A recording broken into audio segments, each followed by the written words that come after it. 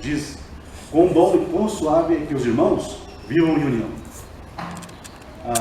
Em hebraico a gente diz matovo, significa quão bom, quão agradável. E nós estamos num dia de celebração, estamos num dia de comemoração, num dia de fraternidade, de comunhão com amigos e irmãos, por que não? Porque verdadeiros irmãos chamam um ao outro pelo nome.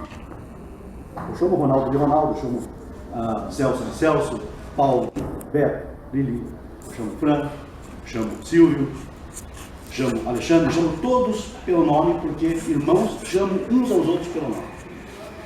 Essa é a característica do Noahide, especialmente essa característica é que nos distingue em termos de relações interpessoais. E é muito bom, muito prazeroso tê-los aqui conosco. Nós temos certeza que ao longo do dia, mais pessoas, mais amigos estarão conosco. Teremos uma programação diversificada, onde nós procuraremos debater temas que são de interesse comum a todos nós.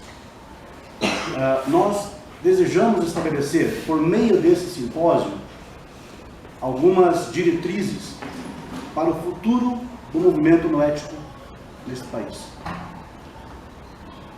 Nós todos temos pleno conhecimento da situação em que o nosso país se encontra no momento. Há uma situação amplamente desfavorável em todos os sentidos. E nessa situação desfavorável, nós devemos fazer a diferença. Nós como noahides, nós como monoteístas, autênticos e estritos monoteístas, nós devemos fazer a diferença. Por quê? Porque nós temos uma ampla gama de opções relacionadas à crença, relacionadas às convicções, relacionadas às religiões, que procuram, a seu modo, produzir chances para um mundo melhor. O movimento noético não pode ficar aquém disso. A nossa estrutura ética nos obriga, nos impele à ação, nos impele a estabelecer nesse momento princípios que vão nortear o trabalho noético para as futuras gerações. Nós temos aqui pessoas que estão comprometidas com essas convicções, que estão comprometidas com esse trabalho. Eu conheço alguns rostos daqui há muito tempo. E o que a gente percebe é que há uma preocupação de vir, muitas vezes, de muito longe, terras distantes, né? De cidades distantes, para que nós possamos abrir discussões acerca disso. Então, só esse fato já é uma qualidade, uma virtude que se mostra em cada um presente. Nós esperamos que esse simpósio seja agraciado, primeiramente, pelas Berachot de Hashem, pelas bênçãos de Deus. Abrimos esses trabalhos com as bênçãos dele, suplicando, pedindo que ele nos acompanhe nesses trabalhos, nos inspire cada um de nós aqui presente, para que então nós possamos levar para casa, levar para os nossos amigos, para os nossos contatos, as novidades que aqui se trataram, as lições que daqui tiramos e os proveitos que nós poderemos implementar em cima do que aqui foi discutido.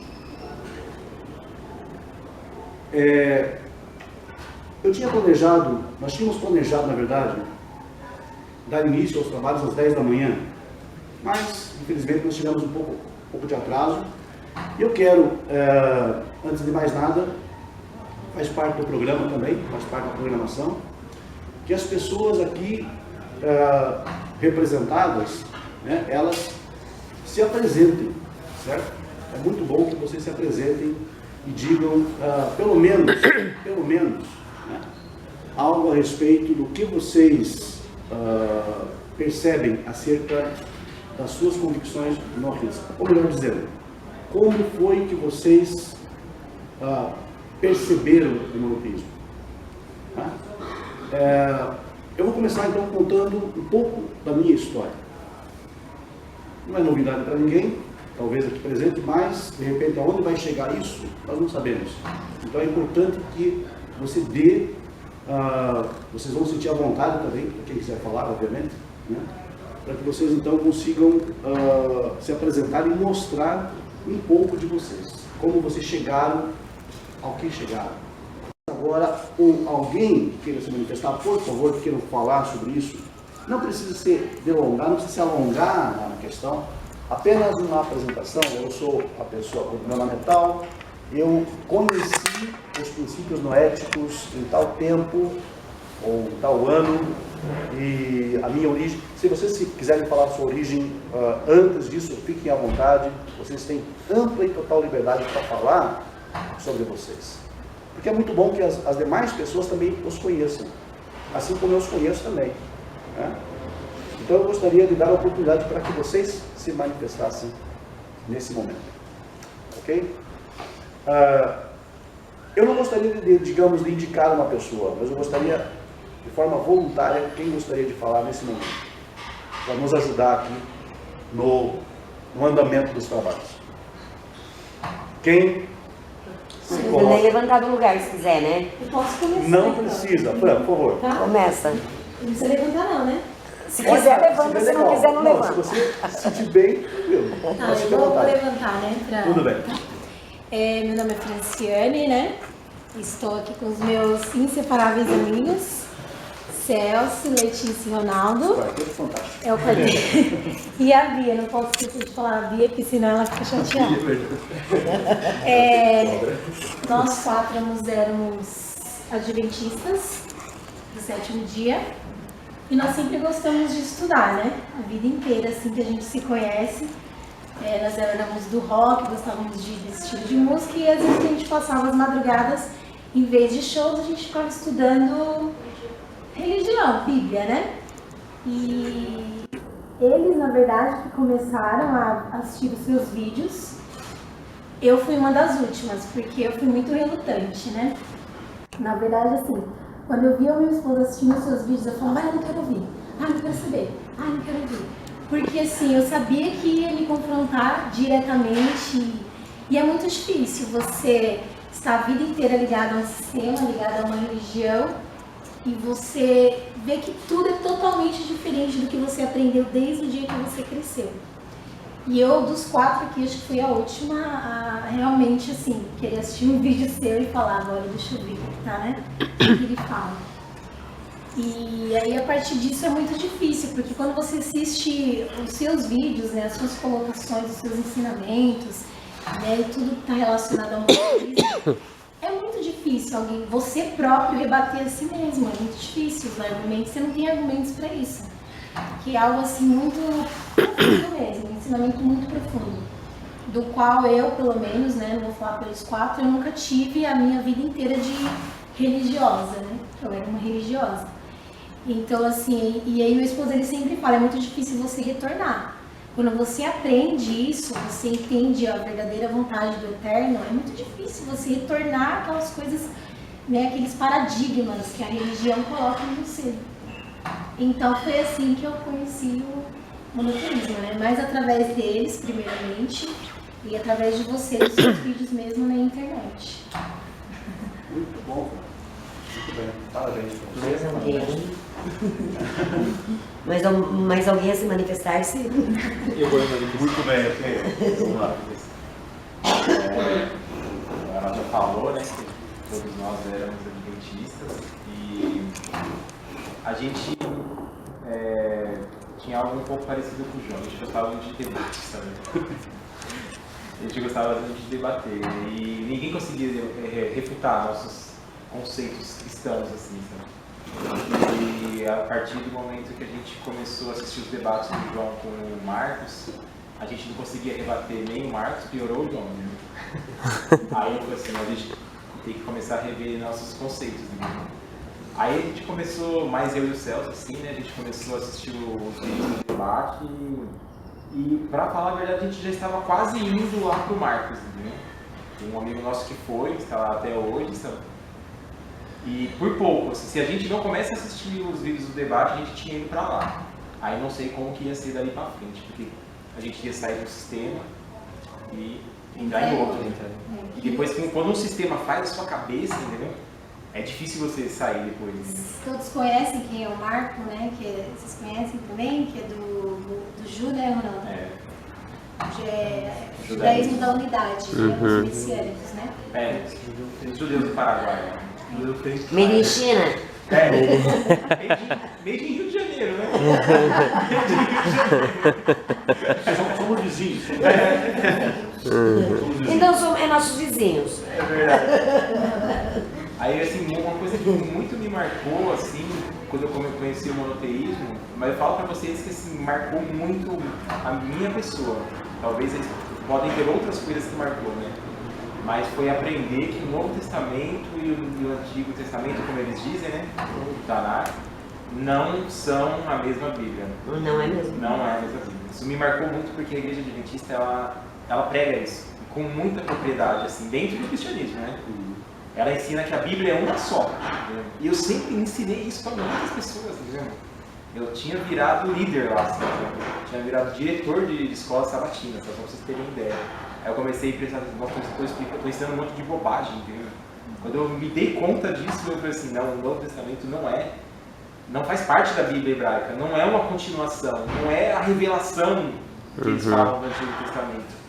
Eu falei assim, não, tem que parar com isso. E estava difícil porque minha esposa, ela era professora, só para vocês terem uma ideia.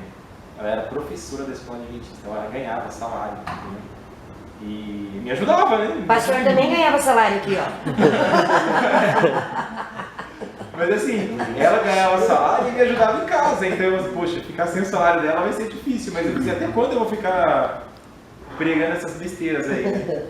E eu tentava falar com ela e tal, mas como que ela ia abandonar tudo? Eu não, porque eu não tinha vínculo empregatício com a igreja, né? Eu trabalho em empresa, então não tinha vínculo, então foi muito difícil para ela. Mas até que um dia eu propus para ela o seguinte, de dar uma merreca todo mês para ela abandonar o trabalho dela, porque eu não aguentava mais nem entrar na igreja, entendeu?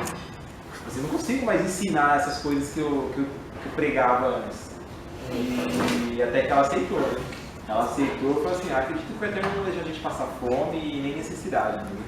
E não foi à toa que depois de um mês, um concurso que ela tinha prestado há quantos anos já? Uns 2 anos quase. Já estava para caducar. Estava para vencer já. Aí o concurso chamou ela e graças a Deus ela já está em outro emprego, está dando aula na prefeitura de Barueri, próximo da pista. E a gente já abandonou o sistema, mas de vez mesmo, entendeu? Uma coisa que me marcou mais mesmo, assim, várias outras coisas marcaram, eu descobri que Jesus não é o Messias e tal, mas quando eu descobri que o Novo Testamento não é a continuação do Antigo, aí pra mim foi o fim, assim, sabe? Tive que abandonar tudo mesmo e conheci o movimento noético através dos debates do João com Marcos e estou até hoje aí. Da nossa história foi todo mundo junto, né? Todo mundo junto. Mas assim, um pouco mais assim, do meu pessoal, eu no começo quando eu conheci as coisas, eu sempre assim, quando o Ronaldo me influenciava a gostar de rock. E quando eu era mais jovenzinha assim, e só que eu parti para um lado mais obscuro do rock, assim, um lado meio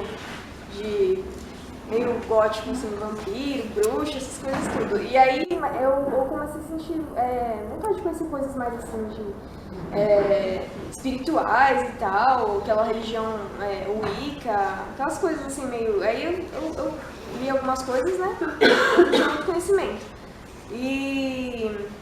Mas assim, quando eu era meio depressivona também, assim. Aí depois eu comecei a fazer algumas leituras e tal. Só que quando eu já estava numa certa idade, e quando a gente começou a namorar eu e o Celso, eu sempre conheci o Celso também, sempre foi meu vizinho e amigo do Ronaldo. E aí O Ronaldo já tinha, a Fran ela já era de uma igreja e ela tinha saído da igreja porque a gente estava no rock com o Ronaldo e tudo. Só que depois ela voltou pra igreja e o Ronaldo foi com ela, foi depois que eles já estavam juntos. E eu já tava com o Celso e a gente ficava saindo muito, essas coisas. E só que depois eu já não cansei dessa vida. Eu falei, eu preciso buscar uma direção na minha vida, né? E fui buscar na religião. E eu sabia que o Ronaldo era crente. Né? E eu falei, vou começar a falar mais com meu primo, né? Pra ver sobre essas coisas, se ele entende. Né? E aí foi quando a gente começou a ficar mais unido, nós 4, né? A gente sempre conversei com ele, lógico, né? Meu primo, mas a gente ficou mais unido a partir da religião. E aí eu aprendi muita coisa com os dois, assim, e aí eu e o Celso, a irmã dele já era adventista, e a gente começou a ver muitas coisas assim. Só que a gente era bem cabeça dura, nós 4, a gente sempre estudava junto e não achava que nenhuma religião era certa, assim, a gente, não, vamos ser crente em casa, né? A gente ia para os hobbies e tal, e não, vamos estudar a Bíblia em casa, vamos ver como que é e tal. E foi engraçado, assim, nossa trajetória. Até a gente virar adventista demorou bastante também, porque a gente tinha muitas perguntas. Mas é assim, mas por quê? E a gente sempre estava em busca da verdade mesmo. A gente sempre queria saber se realmente era aquilo mesmo, até a gente se batizar demorou. Só que daí chegou, né? A gente se batizou na adventista, tudo, saiu dessa vida de rock e doideira e ficamos lá, vamos sair do mundo, né? Como nos dizem, né? Vamos sair do mundo. Largar o mundo. E assim, só que assim, a gente era bem assim, crítico nessas coisas, assim, a gente queria realmente. E pra gente teve uma fase que a gente era bem assim, essa é a verdade. Entendeu? É a única verdade, só a igreja adventista tem a verdade e as outras pessoas não têm. E a gente é meio que, né, somos privilegiados, nós temos a verdade. E só que daí, quando a gente começou a andar com esse amigo nosso, o Eduardo, ele era tipo a gente, assim, bem crítico e tal, né? E conheceu o Eduardo é o que gosta bastante do João, né? Aquele lá. Eduardo, Cabral. Aí ele começou a ver umas coisas, né, do Sina, aquela, né? Aí ele, tem umas coisas que eles rebatem uma doutrina adventista, não sei o quê. Aí a gente, não é verdade, com certeza não. Aí a gente foi assistir os vídeos, né? Aí depois ele já viu uns vídeos do Ju também. Aí a gente ficou meio assim, o Celso e o Ronaldo que ficou mais vendo assim. Eu ficava bem, eu falava, não, isso daí é brisa, né? A igreja adventista que tem a verdade. Essas coisas eu e a Fran, a gente. Só que depois eu comecei a ver que realmente tinha um fundamento ali, né? A gente ficou muito em dúvida, assim. Foi aí que a gente começou a conhecer mais as coisas do Eterno. Aí depois surgiu o Ash. Nos vídeos, né? A gente começou a ver os vídeos do debate e conhecer essas coisas e tal. E aí que nem a Fran falou, ela ficou bem relutante, assim, eu já achei meio... Fiquei em dúvida, né? E os dois já estavam bem firmes, assim, nesses estudos monoteístas, né? Vendo os vídeos do Ash, procurando outras coisas. Só que eu me sentia muito assim, eu falava, não é possível que eu fui enganada. Eu me sentia perseguida. E aí eu pensava, só que aí me veio essa, que nem o Ronaldo falava, muito assim, mas de onde que eles tiram essas fontes? Tem uma fonte principal. De onde que do vem Marcos, isso? né? Onde o Marcos tirava. Isso, e do João também, né? Quando ele já tinha entrado no debate, o Ronaldo sempre falava, ele tem uma fonte, não é possível. Porque aí veio essas histórias dos rabinos, né? Eles tiram dos rabinos judeus. E só que eu sabia que os judeus não acreditavam em Jesus, né? E aí me veio essas coisas na cabeça. Por que eles não acreditam? Eu preciso saber. Porque se eles não acreditam, não é possível. Tem que ter um fundamento. E aí eu comecei a buscar por que eles não acreditavam. E aí, nossa, aí hoje eu sou bem, assim, muito de Cristo. Eu tenho muita mágoa, assim, tipo, eu falo, nossa, eu não acredito que eu fui enganada. E, tipo, sabe... Fiquei muito chateada mesmo, assim, e aí eu comecei a ver mais sobre isso e os fundamentos judaicos, não tinha como rebater essas coisas e tinha muito fundamento. Eu vi os pós também, né, pra ter certeza, os pós e os contras, e não tinha como, assim, rebater essas coisas, assim. Aí eu falei, não, o monoteísmo é que tá certo mesmo, só existe um Deus, e não tem, né, essas coisas de trindade, não tem nada disso, e tudo caiu por terra, assim. E aí foi quando eu já me senti assim, bem assim, como falar? Uma rede. Bem uma rede, sem conhecer o termo. E aí eu falei pro Celso, eu ainda arrastei o Celso, não é possível isso aqui. Ele ainda ficou meio assim, eu falei, não, meio que a primeira que vai. Falou, não, esse Cristo aí não vira não. A gente descobre que estava firmado na areia, né? Aí o Celso começou a ver que era mesmo, e eu já comecei a desevangelizar meu marido. Corta. Comecei a desevangelizar. Não é nada disso, não é nada disso. Aí... Desinstalar o software. Comecei a deletar tudo, aí só que eu fiquei com mais raiva, que eu falei, agora eu vou ter que aprender tudo de novo. Até eu conseguia, porque eu manjava de adventismo, sabe? Eu conseguia, qualquer debate que eu participava com qualquer outro cristão. Eu ganhava, sabe? Tudo a mesma coisa. Primeiros escritos, você Dominava. Sabe, eu fiquei muito chateada, eu falei, e agora pra tirar tudo isso e aprender tudo de novo, desde Gênesis, como que é? Falei, nossa, vai ser trabalhoso. Aí eu fiquei um pouco assim, afastada de religião um bom tempo, assim. Eu não via mais nada, fiquei meio traumatizada, assim. Não quero mais religião. Mas depois aí fui voltando, vendo nessas coisas e comecei a estudar de novo, tudo, né? Os meninos nunca pararam de estudar, eles são bem firmes. Sempre continuar. Eu ainda dei um tempo, assim, deixei minha mente esfriar pra depois voltar, mas foi assim, conheci o monoteísmo, foi uma coisa bem impactante na minha vida, assim. Hoje não...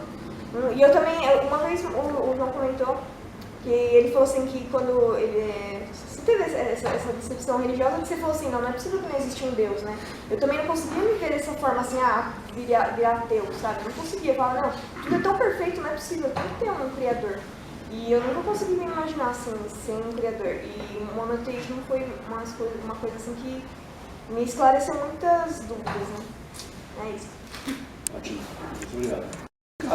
Mas eu não conseguia também me ver sem Deus. Né? Achei inviável, a minha mente não conseguia conceber a ideia de ateísmo. Eu estudei ateísmo, tentei investigar o ateísmo, tentei averiguar, mas realmente é coisa que eu não consigo. Né? Eu não consigo desvincular a ideia de criação, de um mundo como criação e criador.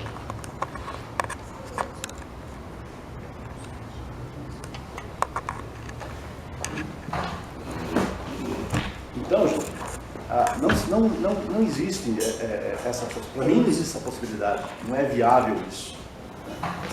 E eu creio também que eu acho que à medida que você investiga, à medida que você penetra nesse conhecimento acerca do monoteísmo, é inviável você conceber a ideia de ateísmo. Não tem como reprogramar isso para que comece. Geralmente o que acontece? O ateísmo geralmente é fruto, basicamente, não estou dizendo que seja, digamos, estou generalizando, a ideia não é generalizar aqui, mas o ateísmo é fruto de decepções com o sistema religioso. A maioria das vezes. O ateísmo ele não nasce de uma forma natural. Né? Aproveitando mais uma vez o gancho ainda, não existe civilização na história humana que tenha sido ateísta, declaradamente. Não me ocorre. Nenhuma civilização humana pode ter sido politeísta, monoteísta, panteísta, alguma coisa. Exateísta. Você não encontra na história humana uma civilização que seja declaradamente ateísta. Muito pelo contrário, é muito focado na questão de deuses, divindades. E aí, claro, surge a ideia do monoteísmo. Então, isso, de certa forma, te traz a convicção de que é algo que está em nós. É algo que é comum ao homem. Digamos, ir contra isso seria exatamente ir contra a sua própria natureza. Né? Nós temos, logicamente, muito a falar sobre isso, teria muito a falar sobre isso, mas só aproveitando aí, né, deixar isso claro para vocês, por que, digamos, quando eu me vi sem religião, por que eu não me tornei um ateu? Né? Eu pensei, digamos, ao princípio, quando eu comecei com o movimento noético, eu estudei com pessoas que me pareciam ateias, me pareciam ateístas.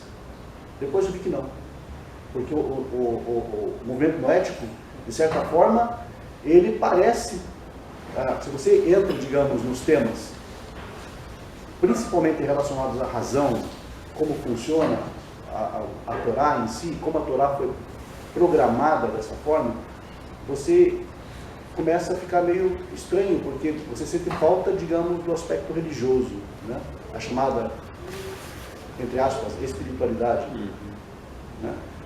Digo, entre aspas, porque na verdade essa questão de espiritualidade é uma coisa que precisa ser muito bem investigada para não ser transformada em também religiosidade. Por emoção, né?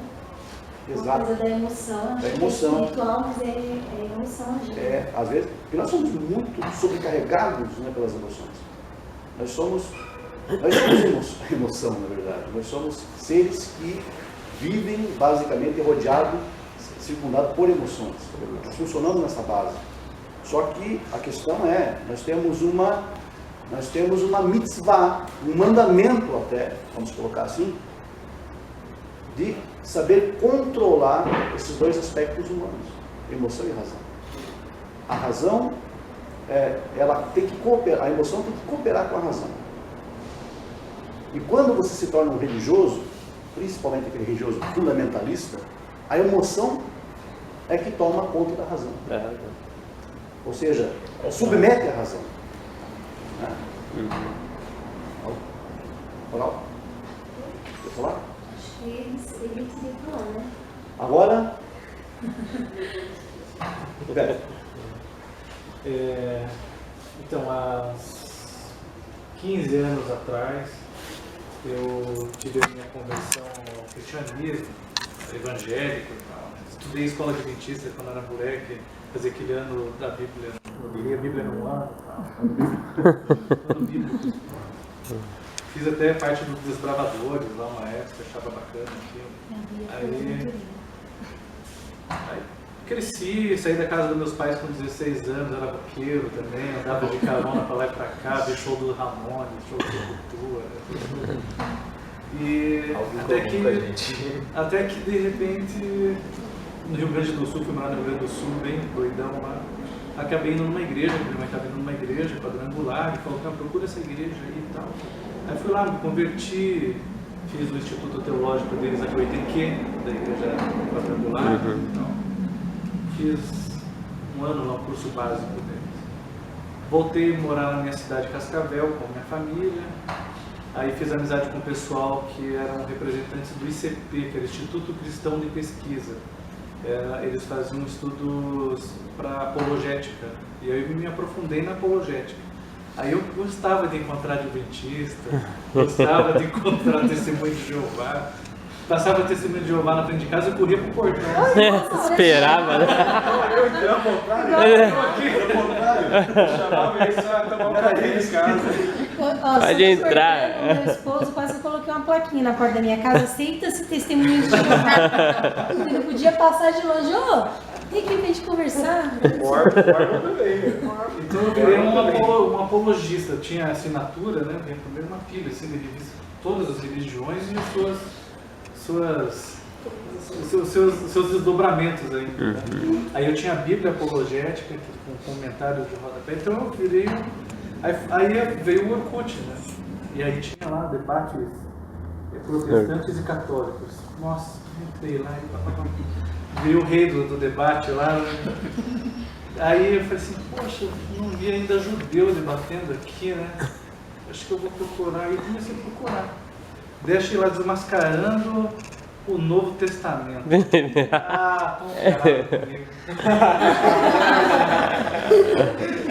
Aí entrei com tudo, né? Já conheço o final dessa história, né? Eu falei, mas é agora. Aí vi um tal de João lá, né? Ele postava isso, cara. Aí deu umas debatidinhas, uma vez a gente conversou por MSN, ainda na época do CN.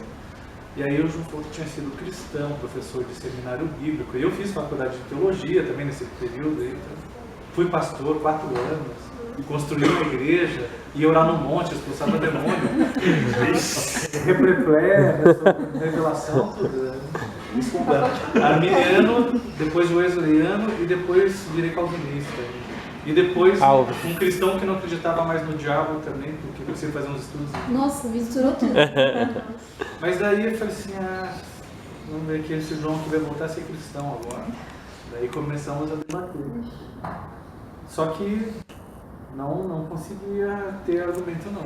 E ali conseguia um pouco assim, porque não dá para falar tudo ali no debate de uma vez, né? Conseguia dar uma rebatidinha aí chegava lá no final, dava mal pra caramba, ficava com vergonha. Né? Nossa. Daí eu sei que eu fiquei com aquilo na cabeça, falei, cara, eu tô fazendo tudo errado, será? Não pode. Não pode tudo isso que eu estudei, toda essa estrutura, as pessoas que eu levei a Cristo, né, e tal. E agora, meu? E aí eu larguei a igreja, tive que trabalhar como representante, né, comercial, viajando e tal. Mas fiquei com aquilo na cabeça, né? Aí cheguei àquele ponto também que abandonei qualquer estudo religioso. Não quero mais saber disso, tudo é relativo na minha cabeça agora. Para mim, cada um tem uma semi-verdade aí, e eu acho que a religião acaba nisso mesmo. E fiquei 8 anos aí que não tinha mais contato tal, com o João, nem com ninguém. E um belo dia, né, conversando bastante com a minha esposa, eu falei assim, eu vou começar a buscar um tema aí sobre Kabbalah. Tal, porque ela também tinha um interesse, uma curiosidade, assim, né, eu também. Aí eu peguei um material do Baal Hassulam, um material muito legal mesmo. Comecei a achar bacana. Daí eu falei assim, tinha que ir, acho que o João deve saber alguma coisa disso. E comecei, aí achei aqueles debates que vocês tinham visto. Dei uma assistida naqueles debates, daí falei, puta, o João estava mais afiado ainda. Tinha 4 caras lá, né, debatendo com ele. Os caras lá apoiando o outro e eles sozinhos, né? Sei lá se tinha um caderninho. Por aí eu já tirei que ele manjava. Falei, nossa, cara, mãe. Aí eu falei assim, Produzir um caderninho toda semana, produzir um caderninho. Caderninho. Aí eu peguei, assisti daí umas paraxá, e aí assisti o vídeo sobre o Éden em nós, né? O Éden em nós. Muito bom. Quando eu assisti o Éden em nós, eu falei, vou ter que falar com o João. Procurei o João, achei ele. Ficou transtornado. Cara, eu coloquei aquele Chromecast na televisão, e só no celular, e só procurando o vídeo aqui do João, e assistindo, fui não falar. Aí procurei de novo o João, conversei com ele, e aí falei para ele assim, olha cara, você vai ser o culpado da minha alma, se tiver alguma coisa errada. É a tua responsabilidade agora. E aí começamos a fazer também hebraico, né? Então essa decisão eu tomei, ela demorou também um pouco, assim, foi um pouco relutante, porque eu achava que Jesus era a memória BIOS do computador, do meu computador, né? Que ele não sairia, que sairiam todas as coisas e aquilo não sairia. E eu fiquei ainda relutante com aquilo, né? Até que eu falei, não, vou ter que tomar uma decisão, porque na realidade não existia mais fatos que sustentassem isso, a não ser a minha própria emoção que queria manter isso. E aí, foi no final do ano passado, que daí eu tomei uma decisão assim, radical, assim, que não é. Eu sei que aquilo parece que me saiu uma tonelada assim, de cima de mim. Aquele final de ano foi muito especial, assim, os sentimentos que eu passei a ter depois daquilo, e de ver assim que a Torá, ela vem realmente tirar da nossa cabeça essa mistificação das coisas, essas superstições que naturalmente a nossa cabeça começa a produzir para tentar justificar tanta explicação aí que a gente gostaria de preencher vazios aí. E aí, diante daquilo, quando eu percebi que a Torá é exatamente um antídoto para superstições, funcionou muito bem. De uma vez limpou tudo aquilo, uma purificada interior muito legal. E eu me senti um cara muito mais equilibrado, um cara assim, muito mais realmente tranquilo, sem agora necessidade nenhuma de... Tanto que eu não preparei artigo, nada, ainda tenho medo de falar bobagem, assim, sabe? Eu não vou levar um artigo, vai que eu falo uma bobagem, mas então estou deixando tudo fluir naturalmente, assim, estudando e é isso. Essa foi a minha trajetória aí. Eu fui dar uma matada e ele deu uma morrida. Muito bom, velho. Eu lembro do nosso conversa. Você dava trabalho? Vocês já tiraram tanta paciência, já deve ter passado por isso. Eu acho que eu já não dei muito trabalho pro Paulo, não. Incendiava Né, os caras. Aham. Incendiava mesmo. Nossa, quando eu vi o debate que ele teve com esse nosso amigo, ele falou assim, o debate não esqueceu até hoje, ele falou assim, que você que Messias é esse que não sabe fazer nem o Cedar de peça. cedar de peça. Aí quando começou os debates, né? A gente começou, falei pro Ronaldo, vamos rolar um debate aí que a gente vai pegar fogo, cara. Vamos ver. Tem um tal de João aí, nem sei quem é. Assim, nunca tinha ouvido falar o nome dele. E a gente achava que, né, assim, o Abraão naquela época, pra nós, era o top, né? Tanto é que um amigo nosso falou uma vez que a religião em si, ela era em escadas, né? Tipo, a gente começou lá no pentecostalismo, depois foi com o adventismo, e assim foi aumentando. Aí chegou lá no messiânico. O Né? messiânico. E ali, pra nós, era o top, né? Era o último degrau da escada. Só que aí começou os debates. Aí eu lembro do primeiro, né, que o Abraão foi e colocou lá as coisas em hebraico lá, e mostrou um monte de coisa. Aí eu pensei, eu falei com o Ronaldo, nossa, Ronaldo, acho que já era esse cara, acho que foi o João ali. Não vai conseguir não, cara. Aí começou o primeiro, né, foi refutado. Aí eu falei com o Ronaldo, e aí o que você acha? O Ronaldo falou, cara manja também, cara. Cara manja também. Eu já falei pra vocês, não vai ser fácil o Marcos não. Não vai não. Aí eles pesquisam daqui, traz fulano, traz ciclano, né? O cara lá que estudava até lá em uma estivá lá, uma suposta estivá, né, e tal. Aí foi o terceiro e quarto, eu falei, Ronaldo, o que tá acontecendo, cara? Acho que você não é. Não adianta dizer assim. Eu acho que eu não sabia muito não, eu conhecia o Marcos aí. E foi assim que acabou que... E aí a gente destacava isso, né? Aí eles falavam, nossa, mas ele tá sozinho e o outro com 3, 4. A gente sempre falava, lá tem uma trupe, né? Do outro lado tem uma trupe, e o João sozinho, né? Mas assim, no fundo, como a gente ainda cria em Jesus, né? A gente queria que o Marcos ganhasse. Mas tava dando certo. Mas não tava dando não tava dando certo. Assim, não, cara, não é possível que ele vai perder. Coisa, conversa muita coisa em particular, em off muitas vezes, mas assim, respeito à pessoa, respeito àquilo que ela crê, sim, sem nenhum problema. Nós podemos debater, discutir o assunto. Mas o problema do messiânico em si é que é o que o Celso colocou. Há uma prática que em hebraico chama-se Gezel. Gezel é uma mitzvah, um mandamento negativo em hebraico. Gezel fala sobre roubo. Não é um roubo apenas, digamos, como a gente conhece, de objetos, etc. E tal. É também, por exemplo, direitos autorais, é Gezel. Direito intelectual é Gezel. Se a pessoa furta isso, né? E também a questão da tradição em si, por que não? Está incluído também no meio.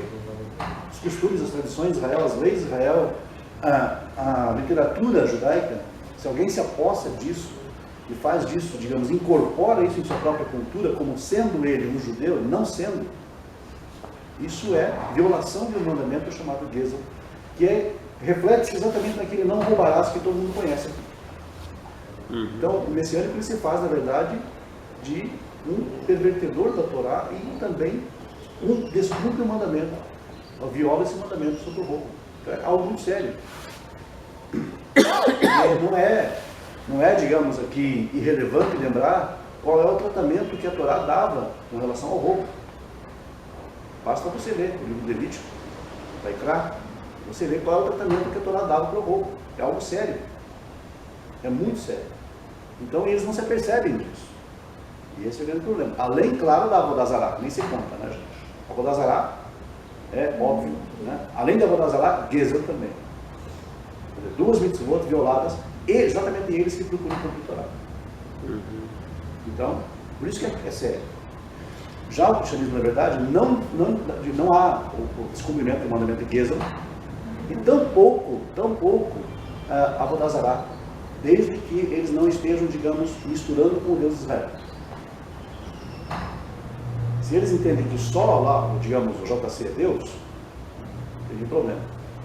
Na verdade, se desvincular a ideia, não há. A Avodazará só existe quando você envolve a Torá e o Deus de Abraão, Isaac, Jacó, Deus de Israel no meio. Isso é a Avodazará. Caso contrário, não é necessariamente. Pode ser até idolatria, a idolatria não é a Avodazará, não é a mesma coisa. Pode ser até idolatria, pode ser outra coisa qualquer. A Trindade é Gezel? Oi? Trindade é Gezel? Trindade não, porque na verdade Gezel seria só furtar, digamos, o que está na Torá. Incorporar isso. Por exemplo, usar tefilim, usar talit, né? Nós não podemos usar talit, por exemplo. Que talit? As franjas, né? Quando o Paulinho Rosenbaum vier aqui hoje de tarde, vocês vão ver, ele vai vir com ele vem paramentado sempre, ele sempre anda assim, desse jeito. Os não-judeus não podem usar isso. Por quê? Porque tem uma berachá para você rezar antes de você colocar. Porque para eles é uma mitzvah, para eles é um mandamento. Então nós não podemos, porque nós não fomos ordenados a fazer isso. Porque toda mitzvah que diz Baruch atah Adonai Eloheinu melech haolam, na sequência diz Betzivanu, e nos ordenaste, esse mandamento não é para nós, não judeus. Betzivanu é só para os Bnei Israel, só para os judeus.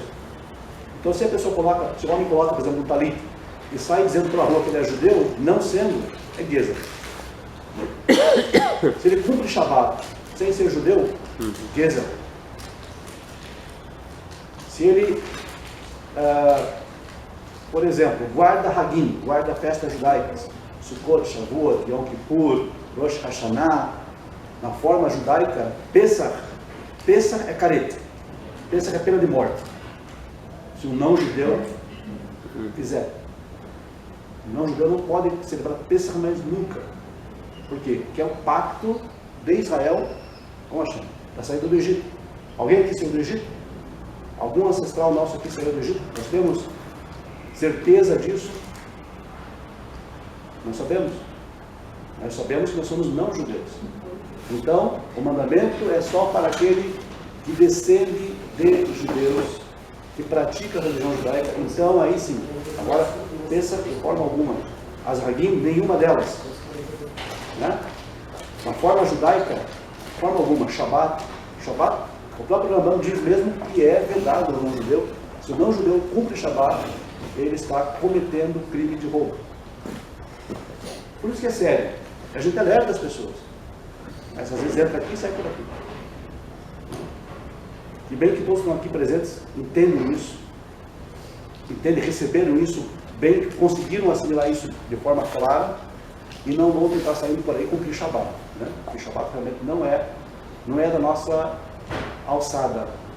Não nos compete. Até porque lá na criação, quando diz que Hashem cessou a sua obra, na metáfora do Éden, na metáfora da criação, nos diz que ele descansou no dia 7º e o santificou. Note que nós não temos o termo Shabbat, temos apenas dia 7º, Yom Shvi. Yom Shvi não é Shabbat. Shabbat é a nomenclatura que o dia recebe depois do pacto sinaítico. Ou seja, é patrimônio único e exclusivo do povo de Israel. Sétimo dia, sim, a humanidade toda celebra, porque é o universo, digamos assim, seria o momento em que a criação foi completada. Mas guardar, ser Shomer Shabbat, guardar Shabbat, como Israel guarda, é só deles, é opinião deles. É relé deles, é a posição deles, não nos compete. Se fizermos, pena de gueza, roubo. E muita gente faz isso, infelizmente. Você mora sozinho, senhor? Não, eu moro com meu pai. E seu pai? Meu pai. E aí, pra mim, foi difícil, porque eu perdi assim, com a minha mãe, com meus irmãos, né? E também vários amigos eu perdi. Eu tinha feito na igreja, né? Assim, querendo ou não, uma comunidade onde você vive, mesmo sendo uma coisa, seguindo numa falsidade, mas você via. Legal, Ou seja, a religião te separa, né? Entende? Até dentro do cristianismo, todos são separatistas assim, né? Tipo, o cara da Assembleia de Deus fala do cara lá da Igreja Mundial, entende? E eu era bem assim mesmo. Enfim, e aí o João eu conheci, nem foi pelos vídeos dos debates. Foi num grupo do Facebook, eu acho que era Debate, Judaísmo versus Judaísmo Messiânico. E aí eu ficava só vendo, assim, sabe, os debates, né?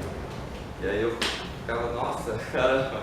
E cada dia que passava eu tinha mais certeza do que da escolha que eu tinha feito pra mim. Seguinte, vamos retomar então a sequência dos trabalhos do simpósio. E agora é a hora dos artigos. Né? Nós temos 3 artigos inscritos. Né? Primeiro artigo é o artigo que a Letícia vai apresentar. Primeiro? Não nessa ordem. E o meu e o artigo do Silvio. Né? E como é o Silvio apresentar o primeiro. Okay. E aí então, na sequência, Letícia, você apresenta o seu e eu fecho daí. Se eu tiver condições de responder. Se eu tiver condições de responder. Bom, talvez a questão seja. Talvez a grande pergunta é o que isso tem a ver com o movimento no Arride ou no Arride, né? Nosso assunto. O material foi fruto de vários debates que nós realizamos com o REC, vários, perguntando por que, principalmente que no movimento no Arride não havia instituições, não havia uma religião, não havia um líder. Por quê?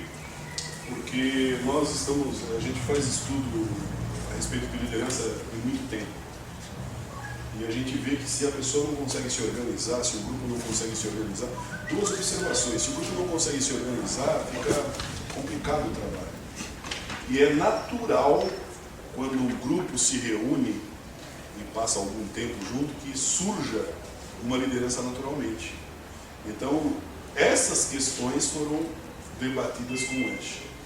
E aí ele falou: não, escreve sobre isso para apresentar lá no simpósio. Só que você vai ter que fazer algumas definições. Foi onde a gente teve que colocar um corpo, um contexto, para que entendesse a colocação que a gente está fazendo no final. Então essa colocação foi exatamente o seguinte, né? Começando de uma forma um pouco mais técnica, nós temos estudando liderança, a princípio você tem um contato com as definições de White e Lippitt, que é de 1939, que é o modelo dos 3 estilos, que fala exatamente a respeito do seguinte: um líder ele é autocrático, democrático ou liberal. O autocrático ele centra praticamente tudo na sua própria autoridade, ele manda, que obedece quem tem juízo, né?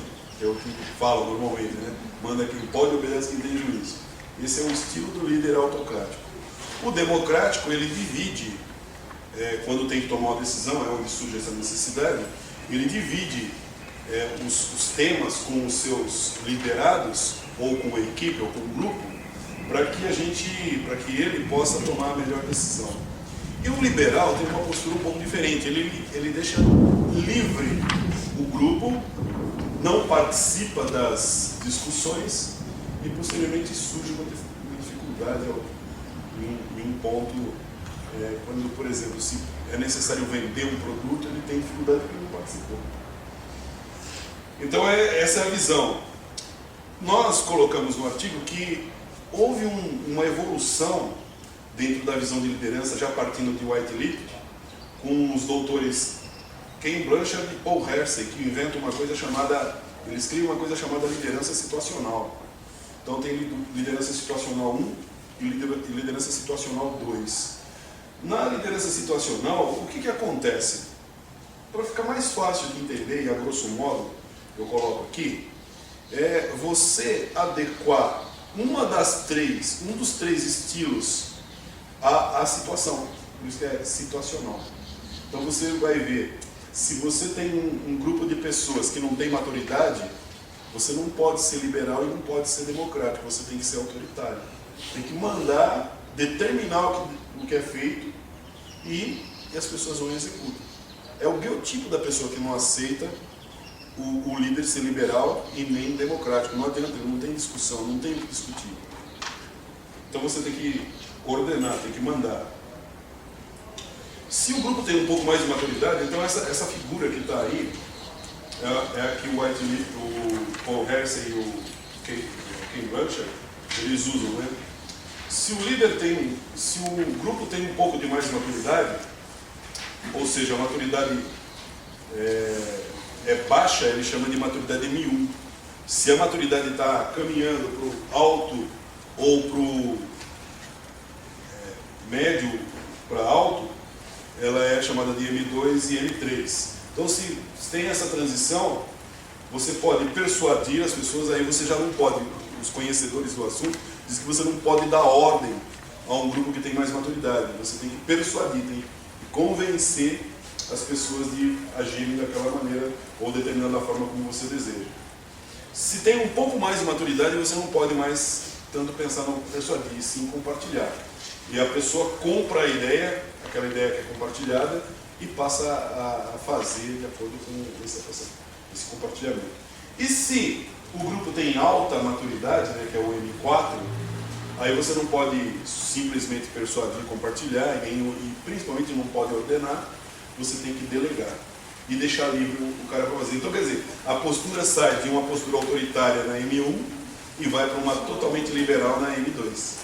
Porque a gente partiu da ideia de que, como isso é um pouco novo, assim, às vezes as pessoas perguntam, né? Ah, mas você é de que religião? Mas você acredita em quê e tal? E aí, às vezes, você fica meio assim, sem saber o que dizer, né? Eu mesmo, fui fazer uma cirurgia e no hospital até achei estranho, porque a mulher perguntou, né? Qual que é a sua religião? Eu falei, porque se essa mulher vai chamar um rabino, né? Será que ela vai fazer? Eu fiquei meio confusa, assim. Então a gente fica às vezes um pouco confuso do que não saber explicar. Se é uma religião, se é um sistema, ou se é... A gente fica um pouco confuso às vezes. Aí partindo dessa ideia, né? Aí a gente quis apresentar algumas coisas assim no simpósio para falar sobre esse tema, né? Sobre como definir o noahidismo, o Minor. E aí a gente fez algumas... Eu não tirei xerox para todo mundo, tá? Desculpa. Igual o Silvio. Isso é pra mim. Mas assim, a gente viu algumas coisas na internet, algumas pesquisas simples assim, que a gente fez sobre o que é a religião, né? Qual o fundamento disso, de onde que veio. E a religião meio que ela define, basicamente, ela sugere organizações que partem de princípios de práticas cerimoniais, orações, ou um transcendente a quem você deve adorar, ou vários transcendentes, coisas do gênero assim. E digamos assim, que se for ver de forma ocidental, né, poderíamos chamar o noahidismo de uma religião? Talvez sim, ou talvez não. Aí depende do ponto de vista também. Por quê? Porque de certa maneira nós temos um objeto de adoração ou de devoção, que seria o eterno. Seria como filosoficamente, né? Tem um objeto de adoração ou de devoção, que seria o Deus único, né? Então, será que poderíamos chamar isso de religião, já que tem um objeto de devoção, mesmo que não tenha práticas? Algumas religiões focam na prática, né? Nas cerimônias e tudo. Só que outras já não. Então, fica um pouco em cima da mesa, em cima do muro. Será que é uma religião ou não? Ou se não, o foco também de sistema. O que seria um sistema? Que nem a gente, lá em casa mesmo, a gente às vezes debate sobre isso. Será que não é um sistema ou não? Aí o Ronaldo fala, não, mas não envolve dinheiro, a gente não tem que dar dinheiro pra ninguém, né? Aí fica mais, então só seria um sistema, então só porque envolveria coisas financeiras, mundismo, e aí por causa que não tem isso, então não é um sistema. Aí a gente viu isso também nas pesquisas. O que seria um sistema afinal? Seria coisas que envolvem dinheiro, o que seria? Então, a partir dessas pesquisas, a gente verificou assim, que o sistema, tem várias coisas que definem sistemas, né? Cientificamente, em outras ciências também. Só que o sistema, assim, não todo, ele meio que, basicamente, ele se refere a uma organização mesmo. Quando você pensa em sistema, é um todo organizado. É uma organização. Aí eu coloquei como exemplo, por exemplo, as escrituras judaicas, assim. Por exemplo, o Zohar. O Zohar, a gente, de certa maneira, a gente não leva em consideração o que diz lá, mesmo sendo, né, assim, de um cunho judaico, assim, a gente não leva tão em consideração isso, mas a Torá leva em consideração, porque seria a própria palavra de Deus. Então, tem as suas organizações dentro do que a gente chama de Noahide. Então, não é uma coisa desorganizada, é organizado. E um sistema é o quê? Uma coisa organizada. Então, será que poderíamos chamar de sistema isso ou não? Então, são perguntas assim que ficou assim no artigo, né? Será que é ou será que não é? Será que pode ser considerado isso? E aí, fiz uma citação aqui da Torá, que é em Devarim 17:11, que fala assim: agirás segundo a instrução que te tiverem dado, e conforme a sentença que tiverem ditado, sem te apartares o teu parecer nem para a direita e nem para a esquerda. Então, é curtinho, tá, gente? Então, as minhas conclusões finais,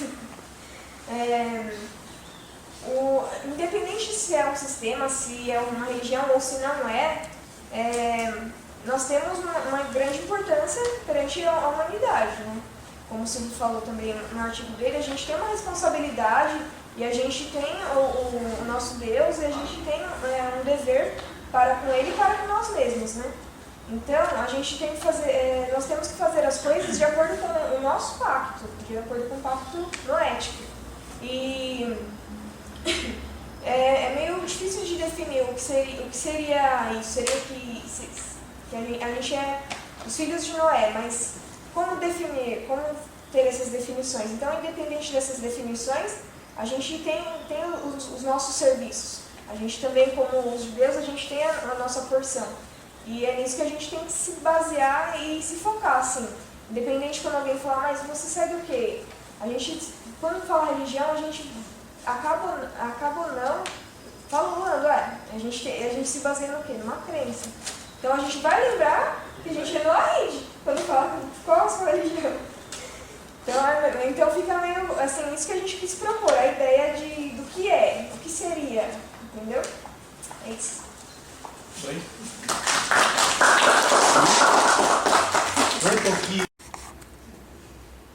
Por quê? Porque a influência da questão monoteísta é tão forte no mundo hoje que as pessoas têm vergonha de se dizer politeísta.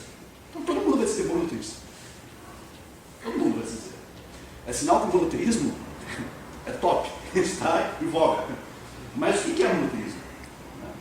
Só crer em um único Deus? Ou 33 milhões de deuses? Então é vago. Depende da perspectiva. Se ele fala que esses 33 milhões de deuses são 33 milhões de expressões de Deus, opa, já muda. Já muda. Já deixa de ser exatamente politeísmo. Então a gente tem que entender o que é monoteísmo, de fato, estrito. Eu vou discutir isso também. E aí a gente fecha com essa questão do quem somos nós? Né? Identidade. Identidade. É aquela questão, a velha questão da identidade de nós. O que nós somos, quem nós somos? Né? De onde nós viemos, nós sabemos. Okay. Agora, para onde nós vamos? Né? Quem somos nós? Né? Então, é isso que a gente tem que ver. A proposta do simpósio é colocar essas questões para que uma cabeça, digamos, pensa relativamente bem, mas várias cabeças pensam muito melhor. Então, a gente vai tentar aí debater esse tema depois e falar mais um pouquinho sobre isso. Mas o meu artigo, o artigo que eu escolhi, ele versa um pouco sobre isso, né? Sobre essa questão de identidade. Curiosamente, ele versa sobre isso, né? Porque me parece que é uma preocupação geral de todos os monoteístas noahides, né? Então, o artigo está fundamentado. Na verdade, eu até coloquei alguma coisa, esses dias eu coloquei alguma coisa no Face sobre isso, mas eu acabei não expandindo o tema e falo o seguinte: nós temos digamos, na história do movimento noético, entenda-se, o movimento noético, né? Daquela forma que nós entendemos, né? Sem liderança, sem digamos, na história do monoteísmo estrito. Nós temos uma pessoa, um francês, chamado Aimé Pallier, e Aimé Pallier, ele teve preparo sacerdotal para seguir a carreira de padre na Igreja Católica Romana. E ele teve todo o preparo sacerdotal. Ele conviveu desde cedo com os ritos da igreja, com os dogmas da igreja, com as crenças da igreja, e cresceu preparado para o sacerdócio. E em dado momento dos seus estudos, ocorreu com ele exatamente aquilo que ocorreu conosco. Caiu a ficha. Pá. Ele estudando a Torá, estudando no seminário, porque não pensem vocês que os padres não estudam Torá, eles estudam muito, anos-luz na frente de pastores evangélicos. Tá?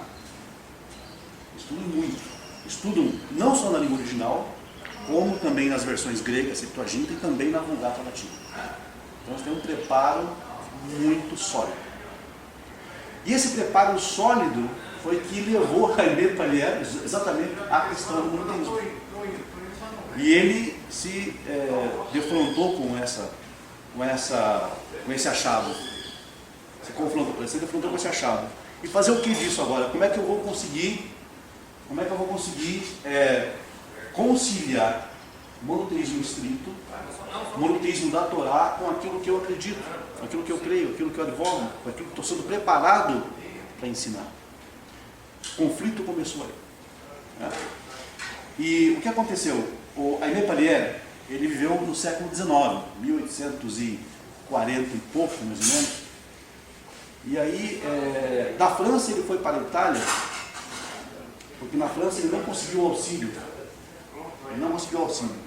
E aí ele acabou em Livorno, na Itália. Ele encontrou um Raham. Quem é um Raham? Raham é um rabino com um título, digamos assim, superior aos rabinos comuns. Ele era um Rosh Yeshiva, era cabeça de Yeshiva, ou seja, um presidente de uma academia rabínica. Só para vocês terem noção da coisa. Era presidente de uma academia rabínica. Ele formava rabinos. Elie Ben Amozeg era o Raham de Livorno, era o Rosh Yeshiva de toda a comunidade italiana. Então, ele era assim, tinha um prestígio enorme na comunidade judaica da Itália. Italiota, que chama-se. Os judeus da Itália chamam-se italiotas. E eles têm uma tradição sefárdi, uma tradição rígida, de Shomrei Mitzvot, de guardadores de Mitzvot, realmente. E esse Aimé Pallier, ele foi então procurar a ajuda do rabino Elie Ben Amozeg.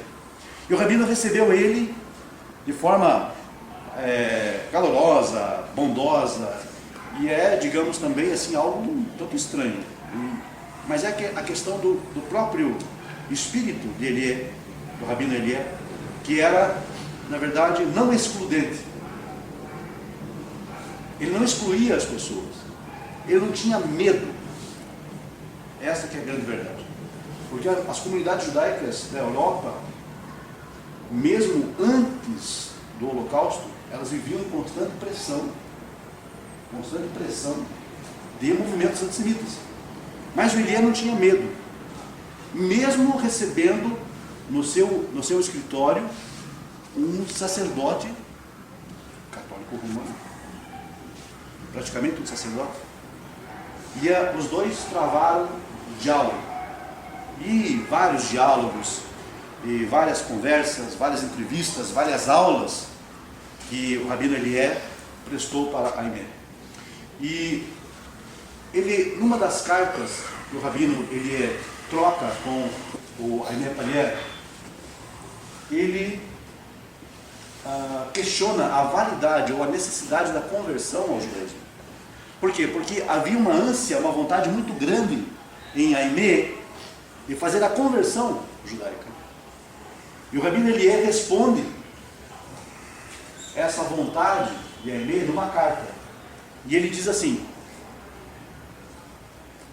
se queres, a todo custo, que seja assim, sem nenhum argumento em sentido contrário se te detém, então seja bem-vindo em nome de Deus. Ou seja, o Rabino não fechou a porta para ele, para a conversão. Disse: se você quer assim, se é um desejo da tua alma, se a tua alma clama por isso, quer isso, seja bem-vindo. Continua o Rabino: mas preste bem atenção. Preste bem atenção. Leia esta palavra, releia e ainda medite, porque ela encerra para o seu caso o ponto fundamental de toda a questão religiosa, para estar, na verdade, na graça do nosso Deus, para pertencer à verdadeira religião, e que direi eu a mais, para ser nosso irmão,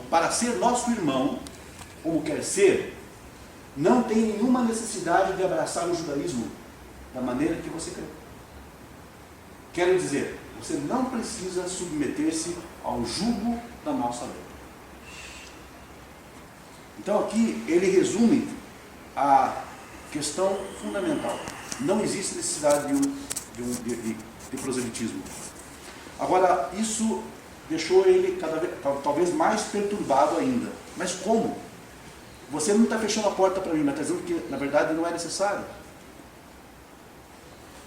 O que aconteceu com o Aimee foi o que acontece normalmente com todas as pessoas que acabam, digamos, vindo para o monoteísmo estrito e acabam, digamos, novos ainda muitas vezes, e acabam sentindo um vácuo religioso. Parece que está faltando alguma coisa, parece que as coisas não estão se encaixando, né? Mas por quê? Porque o Aimee, ele também ele vivia na forma ritualística religiosa, e ele entendia que deveria ser assim. A função do Rabino, nesta amizade, que depois os dois ficaram muito amigos, foi mostrar para ele que não havia a necessidade disso, e que os ritos começando a entender. Por isso que o Rabino falava para mim, a Torá não é esses 5 livros que está vendo aqui. Isso aqui é uma exteriorização do que é a Torá. Não está escrito na Kabbalah, né? É uma donzela encantadora. Aos poucos ela vai se manifestando. Zohar diz.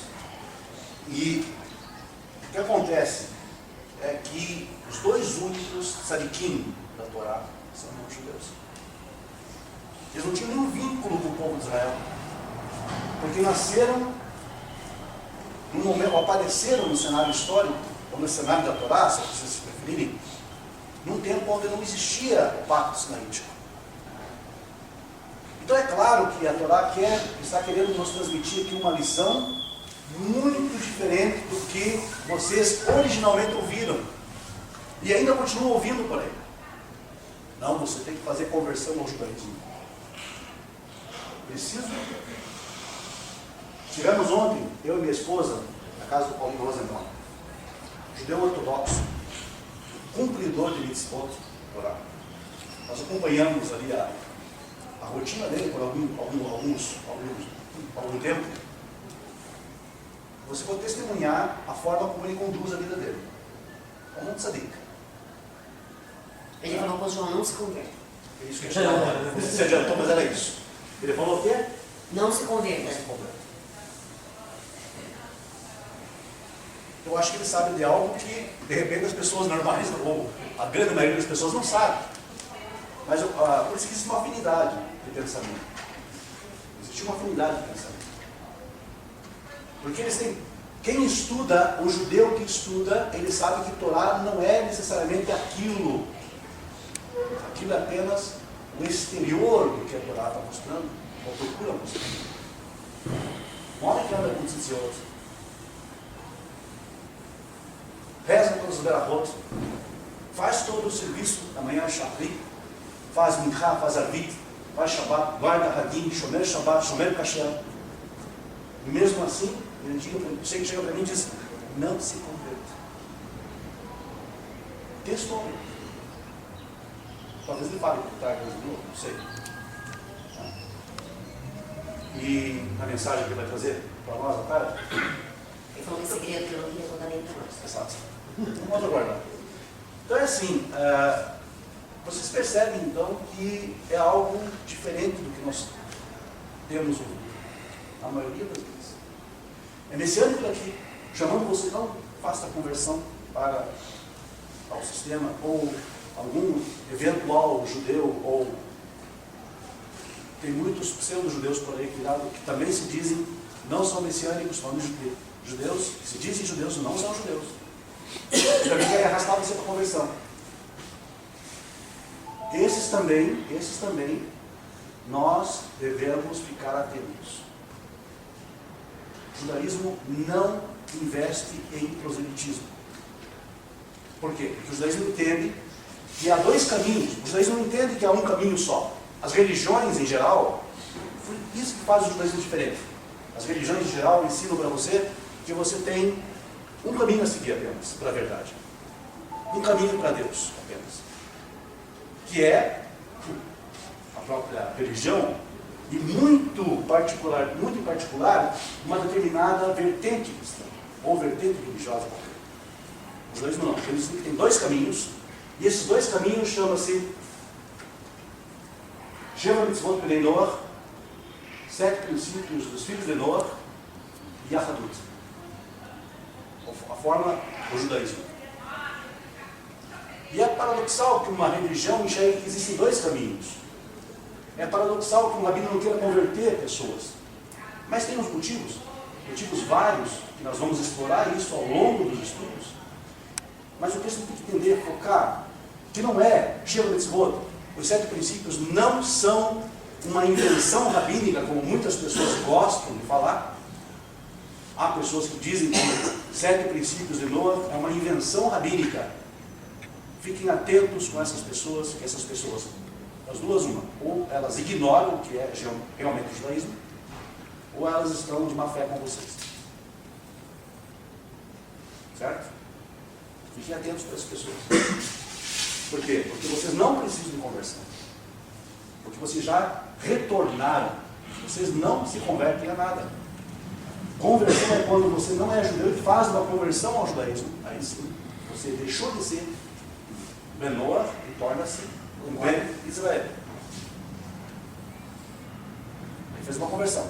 Mas como nós já nascemos filhos de Noa, nós apenas fazemos um retorno àquilo que nós antigamente éramos.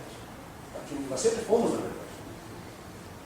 Então não existe processo, não existe rito, não existem cerimônias, não existem documentos assinados por fulano, ciclano ou beltrano, não existe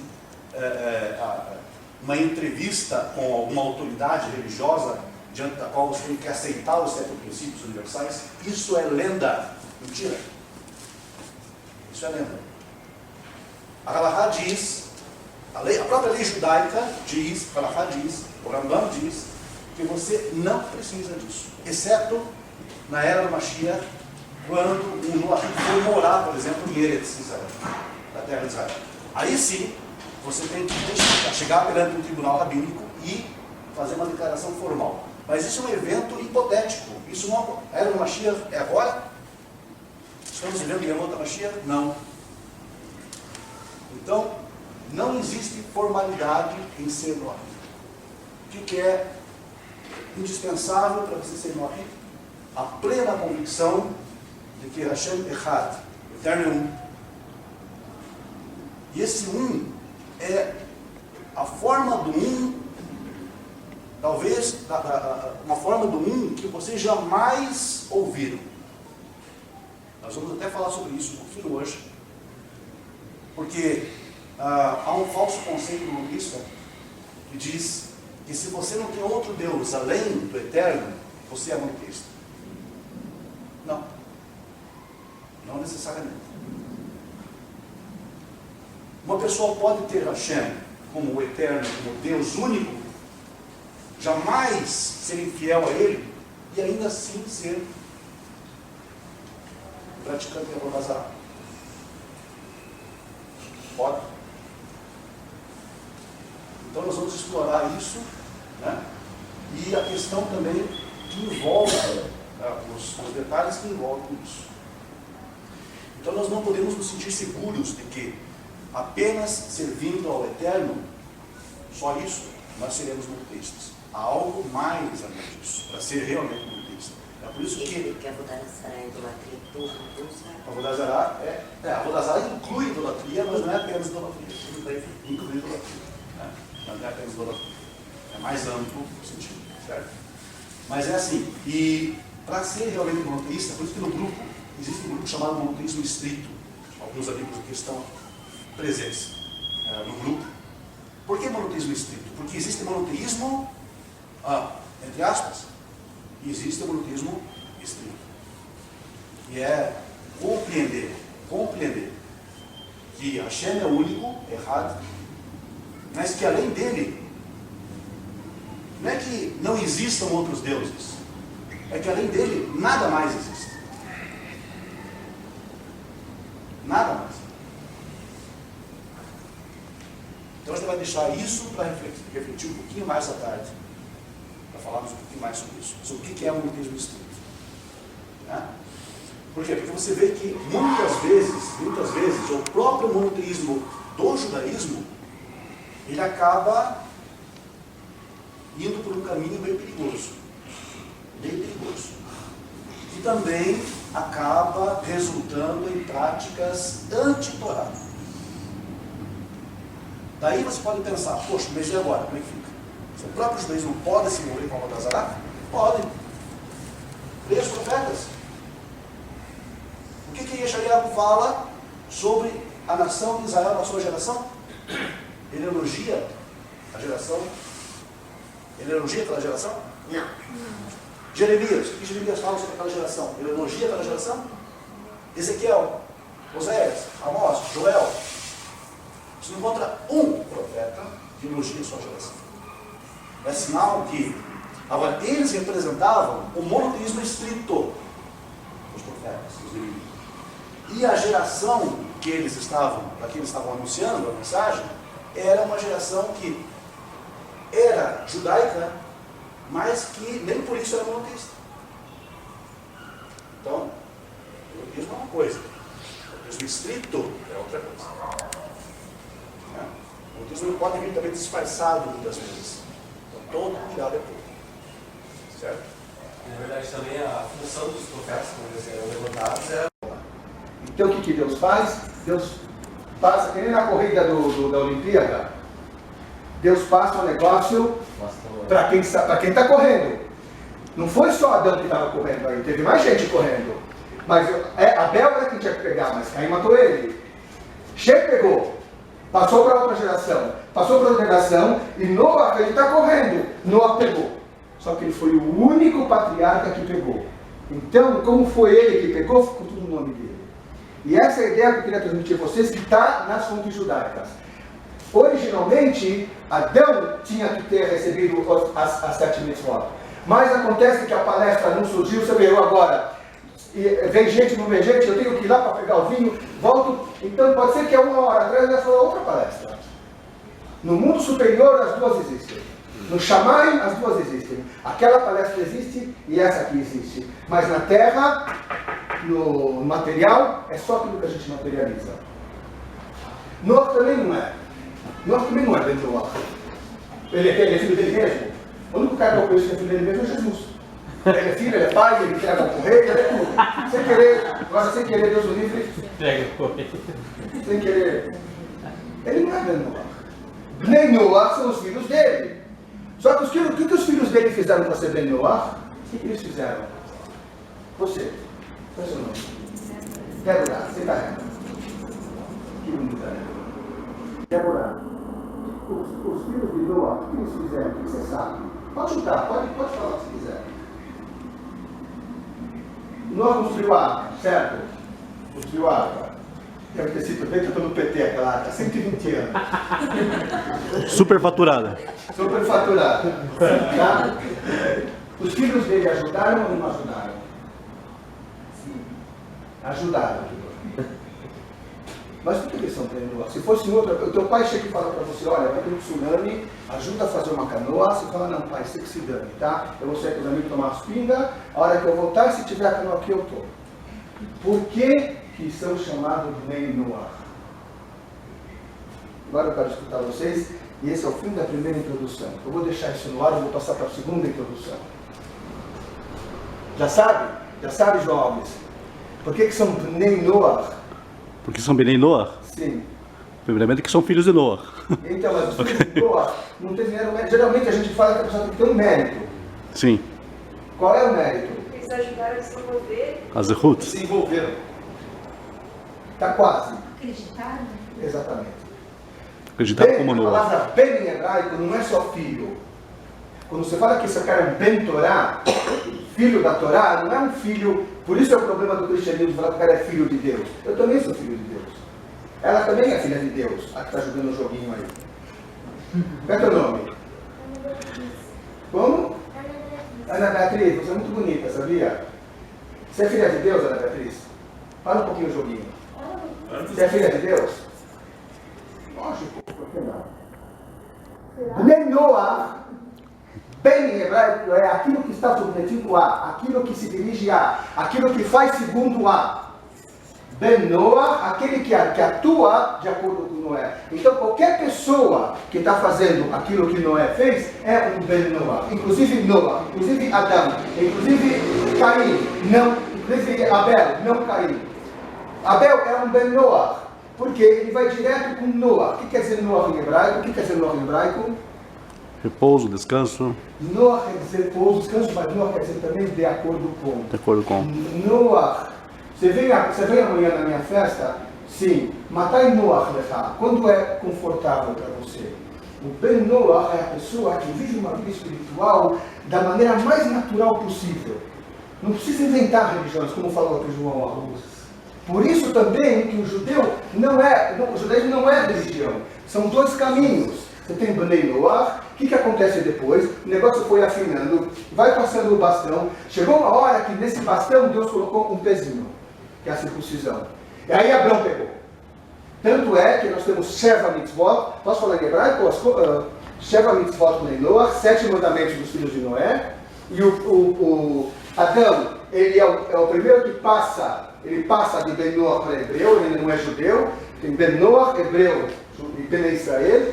Ele está passando. Ele fez o Brit Milá dele com 99 anos. Olha que tzadik. E o primeiro hebreu faz o Brit Milá, a circuncisão, no 8º dia.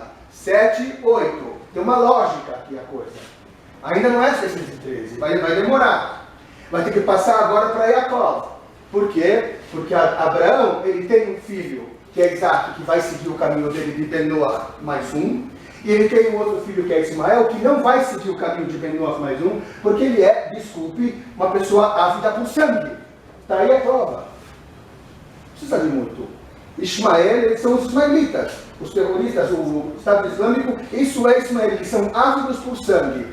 Um camarada que acredita que ele vai pegar a vida dele, ele vai se explodir, para explodir mais pessoas, para ele chegar lá onde ele acha que é o paraíso.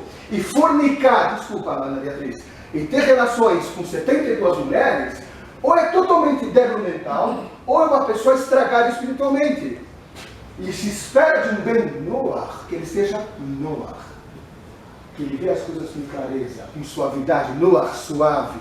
Isso que é Ben Noach. Os filhos suavizaram, os filhos de Noach suavizaram a tarefa para o pai. Papai, o que o senhor precisa? Assim, assim, assim. Davam risada de Noach. Se fala isso no Midrash, Letzanei adora o Loavino, os jocosos da redação, está fazendo aí,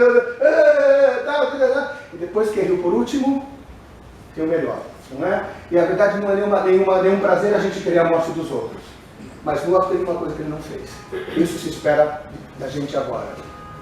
E por isso ele não recebeu a Torá. Se ele tivesse feito, ele recebia a Torá. O que ele não fez?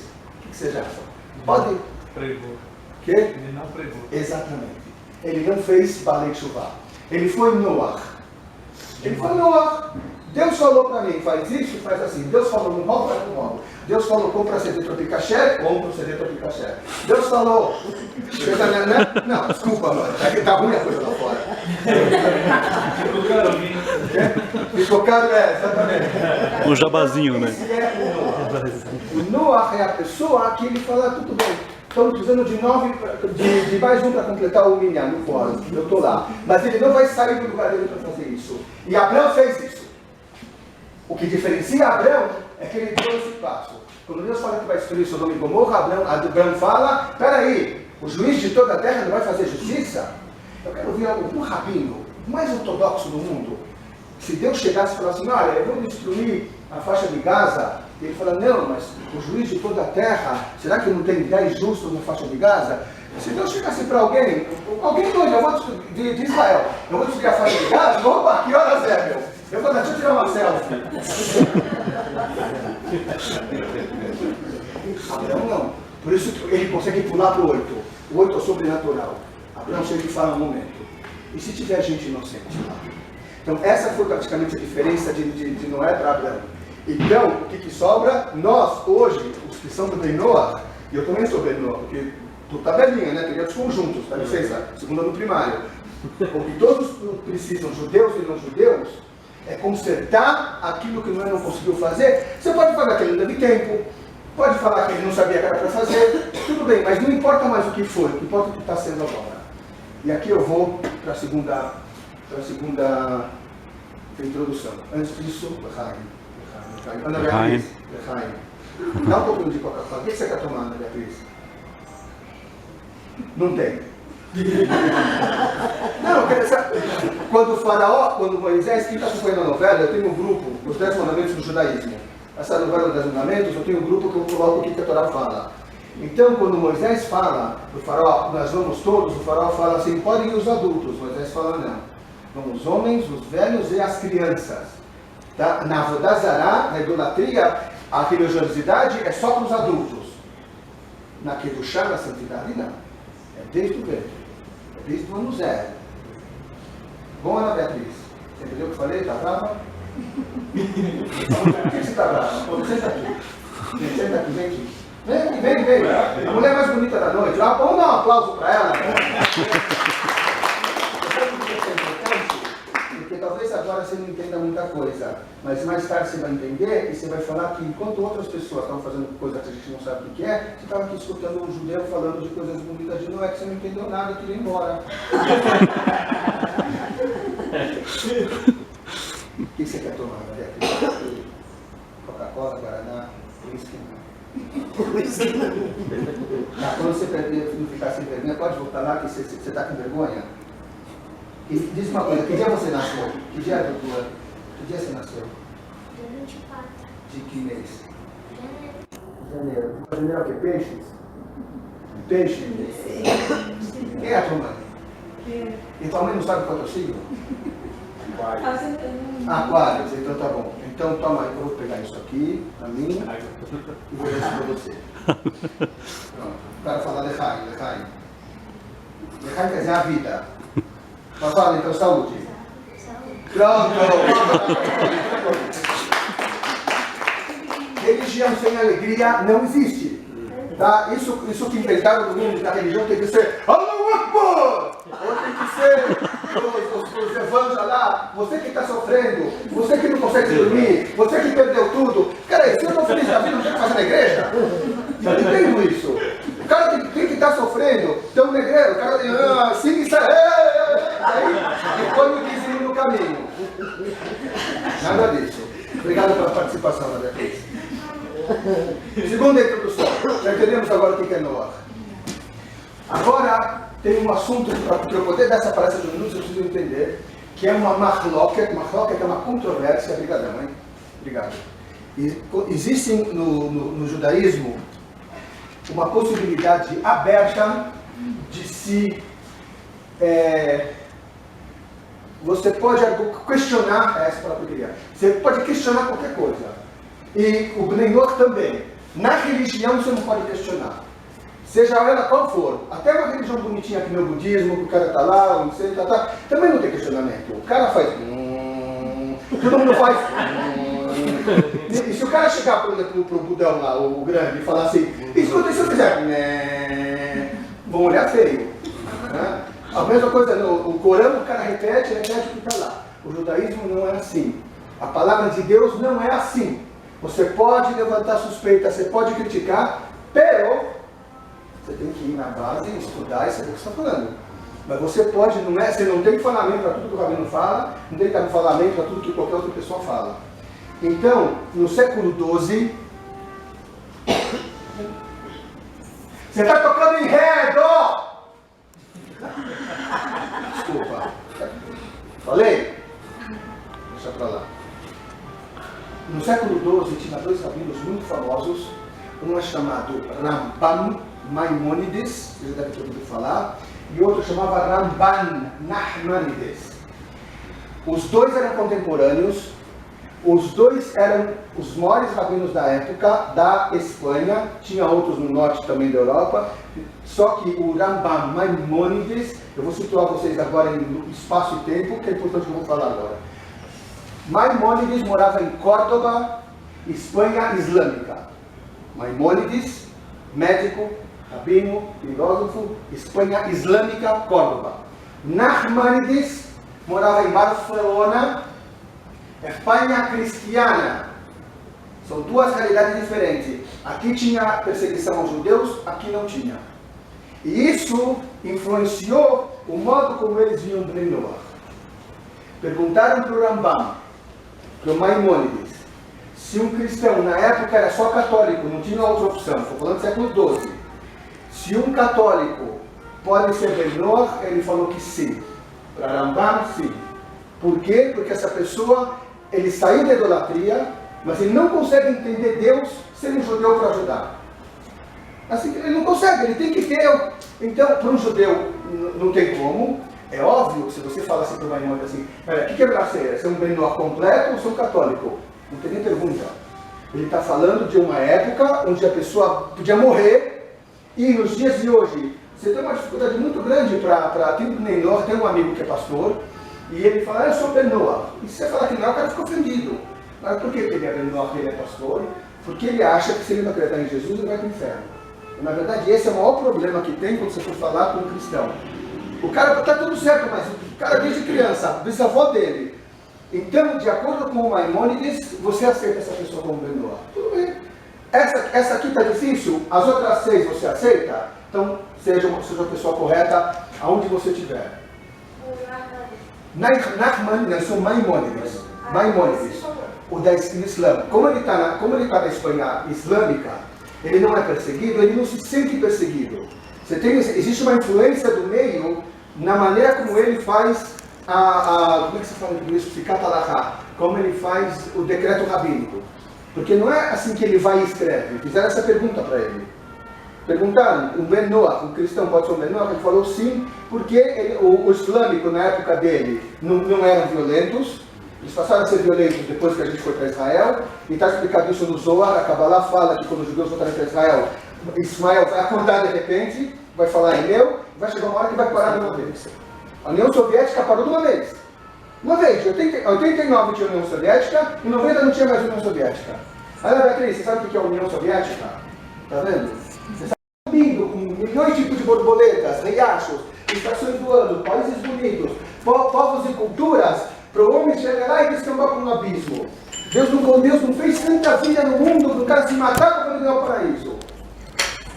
E nesse ponto o Islã desceu pior, ele não é mais nem Bnei Noach, eles eram Bnei Noach até começar com isso. Eles são piores que os idólatras. Mas é uma pessoa que já não sente mais Deus. Ou que uma pessoa consegue matar em nome de Deus. Deus chegou para Caim, quando Caim matou Abel, e falou assim, entendi você. Se você quiser chuvar, there is a way out. Você consegue. E Caim não conseguiu e saiu por aí todo mundo esbugalhado. Então a gente tem que saber o seguinte, hoje, vocês que estão começando um movimento de Bnei Noach, que espero que tenha muito sucesso em qualidade e quantidade, e vai ter qualidade, quantidade e patrocínio. tá? Senão não consegue fazer nada nessa vida, tá? Não esquece que franciscano não é do Neinoa. Nem beneditino. Tudo isso aqui é patrocínio, pessoal. Tudo que eu faço tem os patrocínios, não adianta. O que a Vodazara investe para trazer a gente para a Vodazara, tem que investir para trazer a gente para a Kurushá, para a santidade. E não tem que ter vergonha. Se você tem vergonha do que você está fazendo, você não vai conseguir. Noah não teve vergonha. Por isso se chama do Neinoa, não do Adão. Adão perdeu. Adão fraquejou. Adão se cobriu na primeira mitzvah. Está certo que ele falou que Deus deu 6 mitzvot para quem tinha que receber era Adão. Fica no nome, se fala no Talmud, Akol Olech Achar Hachitum. Tudo vai de acordo com quem termina. Quem terminou essa fase de construção do mundo foi Noé. Por quê? Porque de Noé para cá não tem mais mudança. A mudança é quantitativa, não é qualitativa. Inclusive o negócio de comer carne, antes de Noé, o ser humano era pescetariano. Está escrito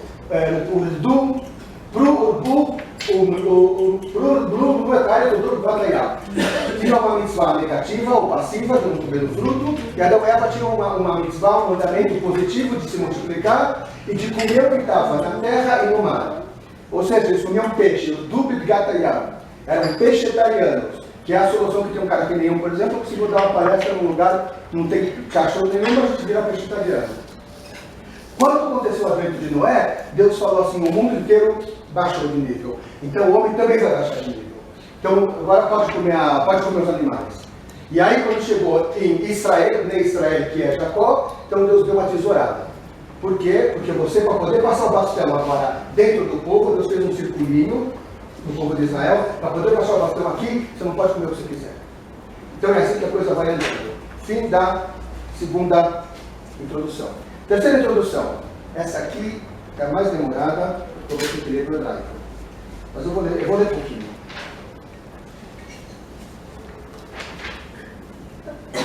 Saber só aproveitando. Século XVII, cidade Praga. É muito bom sempre. É meu capítulo lá. A drama viva.